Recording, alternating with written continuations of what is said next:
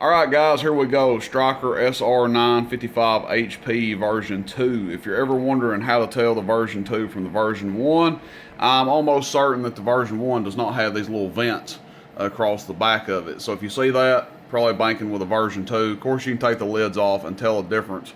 You guys can probably notice that there's something a little bit different about this one. It does have this large heat sink and thermally activated fan on the bottom. Once this heat sink reaches a certain temperature, this fan will kick on. When it gets back to normal operating temperature, the fan will kick off. Anderson connector back here for you guys that run a quick disconnect with heavy gauge wire coming out the back of it. This is a Superior CB Chris Holland special, done up with the amp inside of it. Again, it is a version 2. We'll show you how it's doing right now with the current settings. If you guys don't know, you can go into the menu on these and kind of customize them. They're pretty user friendly. Just stay away from the stuff that you don't know. So AM power, sideband power, modulation, stuff like that's fine to mess with, but there are some settings on here that you can get out of whack if you go into the menu. Lots of people have covered how to get into the menu on them out there, so not going to get into all that. We're just going to do a function test on this radio. I do have a friend of mine, customer, that's interested in it, supposed to be buying it, so it may or may not be sold. If it doesn't sell, it'll be up on the website within 24 hours under the used and specialty items category. Internal speaker is disabled in this one, so I've got a little external hooked up to it. With the mods done to it, the internal speaker does not function, so you would have to run a external speaker with it, and there is no on and off switch for the amp section. So if you get this, you can't run it like a normal 955 unless you go into the menu and you want to back it down in the menu some. You can do that probably if you want to go into the menu and kind of customize it to your liking.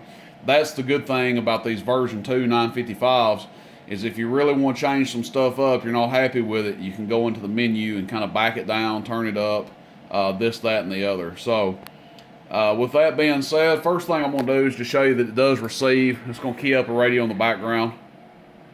There you go.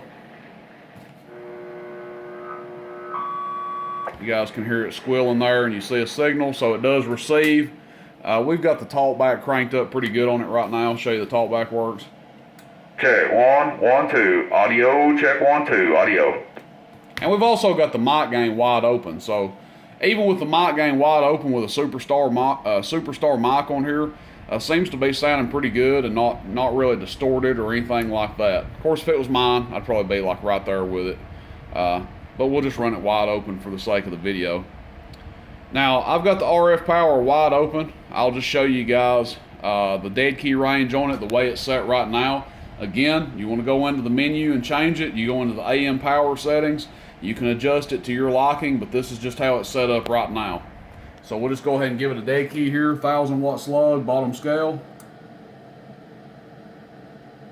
So right around 100 watts all the way up, and then all the way down, almost nothing. So you've got quite a bit of range right there with how it's currently set up. We'll show you the PEP output on it. This is with RF power all the way down, PEP output. Check 1, 2, 3, audio. Check 1, 2, 3, audio. Check 1, 2, 3, audio. So about 400 watts. And now all I'm going to do is turn the RF power wide open. Audio.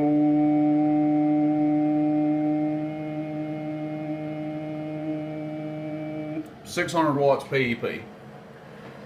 So again, you've got some range right there with the RF power, and you can hear the fan kicked on. So with that 100 watt carrier, yes, it's probably running a little warmer. I mean, right now the heatsink is barely even warm to the touch, but that's enough to kick the fan on. So the fan is pretty sensitive on this. If you're concerned about this thing overheating or something like that, the fan kicks on pretty easily. So if you guys want to see what it does with the RF power back at, let's say, 12 o'clock, turn the peak kit back on. I don't know how much it'll do here. It may still do 600. Hello, check 1, 2, 3, audio, check 1, 2, 3, audio. So about 500. with it at 12 o'clock. So again, you got some range there, 600, 500, all the way down to 400 watts PEP. So pretty cool as far as that goes. Now we'll just go to, we'll put it on sideband here, and we'll just turn the RF power back up since we're going to sideband, and show you what it does there. I'm gonna wear the peak kit switch out. I keep turning it off. Check 1 2, check 1 2, check 1 2, check 1 2, audio. So about 700, just shy on upper sideband, and then lower sideband, audio, check 1 2 3, audio, check 1 2 3, audio. Still right about 700 watts PEP. Again, that's something that you can go into the menu. Whoop, bumped my camera there, and you can back it down if you want to. You want to go into the menu and turn the sideband power down if that's way too much for what you're wanting to do, or you find the radio's running kind of hot or drawing too much current. You can go into that menu and you can back it down.